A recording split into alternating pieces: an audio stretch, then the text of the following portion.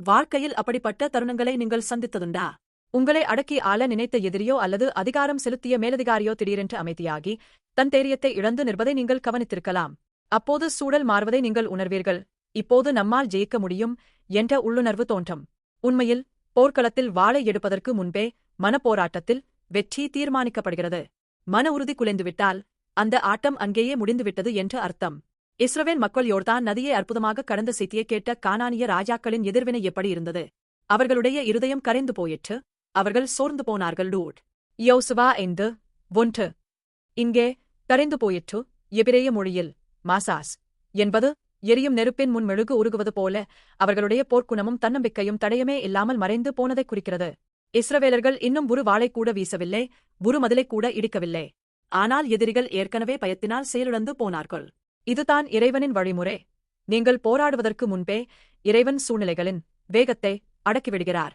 இன்று நம்மை பயமுறுத்தும் காரியங்கள் பல இருக்கலாம். மலை போன்ற வேலைப்பளு, நம்மை விடச் சிறந்த சக ஊழியர்கள், தீர்க்க முடியாத பொருளாதார நெருக்கடிகள். அவை கானான் மதில்களைப் போல நம்மை அச்சுறுத்தலாம். ஆனால் இறைவன் நம்மோடு இருக்கும்போது அந்த பிரச்சினைகளின் வேகம் குறையத் தொடங்குகிறது. உலகம் வலிமையாகத் தெரிந்தாலும் இறைவனின் செயலுக்கு முன்னால் அது மாசாஸ் போல உருகித்தான் ஆகஸ்ட் வேண்டும்.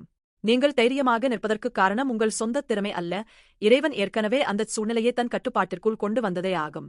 இது இயேசு கிறிஸ்துவின் வெற்றியின் ஒரு முன்னோடியாகும். சிலுவையில் மரித்து உயிர்த்தெழுந்தன் மூலம் நம்மை அச்சுறுத்திய மரணம் மற்றும் பாவத்தின் அதிகாரத்தை அவர் ஏற்கனவே முறியடித்துவிட்டார். கொலோசியர் 2:15. சாத்தான் ஏற்கனவே தன் வல்லமையை இழந்து நடுங்கிக் கொண்டிருக்கிறான். நாம் வெற்றியை பெறுவதற்காகப் போராடவில்லை, மாறாக இயேசு ஏற்கனவே பெற்ற வெற்றியை உறுதிப்படுத்தவே செல்கிறோம். உங்கள் முன்னால் இருக்கும் பிரச்சினை மிகப்பெரியதாக தெரிகிறதா? ஓடிவிடத் தோன்றுகிறதா? வேண்டாம். விசுவாச கண்களால் பாருங்கள். இறைவன் ஏற்கனவே எதிரிகளின் இருதயத்தை கரையச் செய்துவிட்டார். நீங்கள் ஜெபத்தோடு முன்னேறும்போது அந்த தடைகள் பலவீனமாகத் தகர்ந்து விழும். ஏற்கனவே வென்ற இந்த யுத்தத்தில் நம்பிக்கையோடு நடைபோட உங்களை வாழ்த்துகிறேன்.